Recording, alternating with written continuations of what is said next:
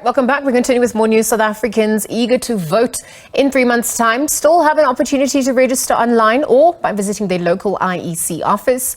Though the president may have announced the voting date as the 29th of May, the voters' roll remains open until the president proclaims the election date. Various political parties reacted to the announcement by the president and encouraged the over 40 million voting population in the country to go and register in their numbers so that they can cast their ballot.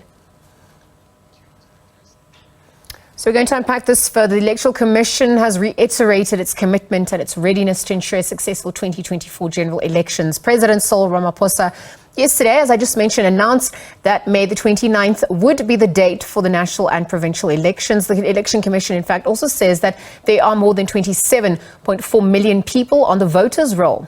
Meanwhile, the EFF says President Cyril Ramaphosa's announcement on May the 29th as the election date is long overdue. So to unpack this further, we're going to be joined via video link by founder and CEO of the Elections Consulting Agency of Africa, Lulu White. Lulu, good afternoon, and thanks for your time with the SABC at this hour. Good afternoon. Thank you very much for having me. Given the sentiments on the ground at the back of the announcement yesterday, what's your thoughts on the date finally being announced? Look, the date is actually a fair date. Remember that every election that takes place is legislated within the Constitution. The term of office of members of Parliament needs to expire first, then we can have an election. And once the term of office actually expires, then the IEC has 90 days within which they can prepare and have an election process. So the 90 days, the 29th of March are within that particular time frame that the president should have actually announced the state. Well, thank you for that. And so as we look at, the date still set to be finalized, there are speculations that it's going to be on the 23rd, on Friday the 23rd. Let's talk to the registration processes, the closing dates as well. Help us understand all of that in relation to the announcement. So what happens is that the president, what he did yesterday, he just gave the date. He announced the date. Now, the next step of this process is that he must then proclaim the date. This means that he needs to publish an election timetable, and there must be a proclamation that goes out on Friday, which is the 21st or the 23rd of February. Once an election is proclaimed, all voter registration processes basically stop. The voters' roll closes. So essentially, people have up until Friday, 5 o'clock, before they can actually to go and register to vote. After that, they will not be able to register to vote. The voters' roll is going to be closed, meaning that anybody who wishes to contest or to vote in this election, if they do not register by that date, they will not be able to vote. And so, Lulu, pending that proclamation, the role of education and civic education really comes to the fore. Effective mobilization of resources as well. We've got new election laws. We've got extended ballots. Some will question the state of readiness. Talk to us a little bit more about that as well. Look, I think all of us, South Africans, political parties alike, I think all of us are really, walking into this election quite nervously. Remember, in terms of the new regulations, you've got a threshold that political parties need to be, particularly new political parties need to have before they can qualify to have to contest at the various provincial legislatures and the National Assembly.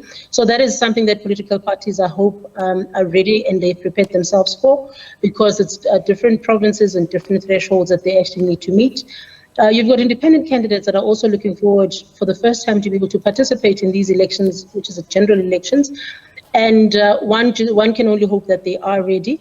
Do I think that the IEC is prepared? I do have faith in that the IEC is generally prepared. I think we have seen the successes that they've exhibited with the last two voter registration processes that there were. Could more have been done with regards to voter education? Most certainly. I think that the value of voter education is completely understated, and I think that it's quite sad that voter education is something that is often left only towards an election. It is not an exercise that actually takes place throughout the 5 years, five-year term. And perhaps as we go into the new leadership that will be elected after these elections, perhaps we can then ask that the budget must be enabled for the IEC, or at least for civics organizations, to actually be given access to the budget so that they are able to carry on the work of voter education, even outside of election processes or outside of election years. Well, speaking of budget, I mean, we heard the finance minister just a little earlier on saying that there's an additional 2.3 billion rand allocated for the IEC. And so from your vantage point, really just looking at the value chain, is this enough? What impact is this going to have on executing some of those tasks that you spoke of? And when we look at the gaps and the concerns about the timing, there's about 3 months left. What really needs to be done on the ground? Look, I mean, speaking from a person speaking from outside looking in, I do think that the IEC, I can't really speak to whether the budget that they've been allocated is enough or not. Frankly speaking, nobody can ever admit and say that the budget is ever enough. So I think let's just start there. But with regards to election preparations and whether they're prepared or not, I think there have been a few announcement and tendering processes with regards to voter education, voting material, ballot paper printing, indelible ink, and all the necessary things that are logistics related, that relate to an election. One has seen that process actually unfold, and meaning that in terms of sorting out your logistics, voting stations, voting materials, staffing requirements, it does appear that the IEC has actually taken those into account. But with regards to whether the budget is enough, I'm sorry, I can't make a comment on that, because as a South African, I'd say, well, it's more than enough. But only the IEC is able to adequately say, look, this is how far this will go as far as the IEC is concerned. No, that's a fair point, Lulu. Let me wrap up. I want to look at the importance of women's participation, inclusion, also reaching the marginalized. We're looking at the role of technology, participation, even amongst the youth. Talk to us a little bit more about how that can be strengthened as we conclude. Look, I think in terms of the law and the regulations, South Africa has a very vibrant democracy, and also the Electoral Commission has regulations that actually encourage political parties to make sure that there is a 50% spread across the genders in order to meet the transformation agenda of participation and representation. And I think that the IEC has done sterlingly well. We have seen some political parties actually try and meet that type of obligation. There is no legislation, unfortunately, that says that political parties need to have such a percentage of young people in their ranks. And perhaps that is the place where political parties need to actually be held accountable.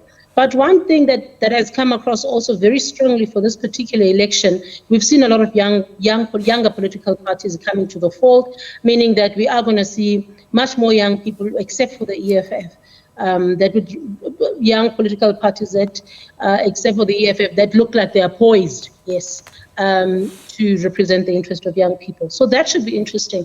But it would really be nice to see political parties such as the African National Congress, Democratic Alliance, Action SA, and many others have much younger candidates on their lists this time around. Well, Lulu White, thank you very much for weighing in. I'm going to leave the conversation there for now. Lulu White is the CEO of Elections Consulting Agency of Africa, weighing in on the back of the announcement by President Cyril Ramaphosa that elections will take place on the 29th of May 2024. Of course, that is pending the proclamation that is set to be proclaimed. In fact, rather imminently, speculation that it is going to be on the 23rd, Friday. So this obviously means that voter registration will close.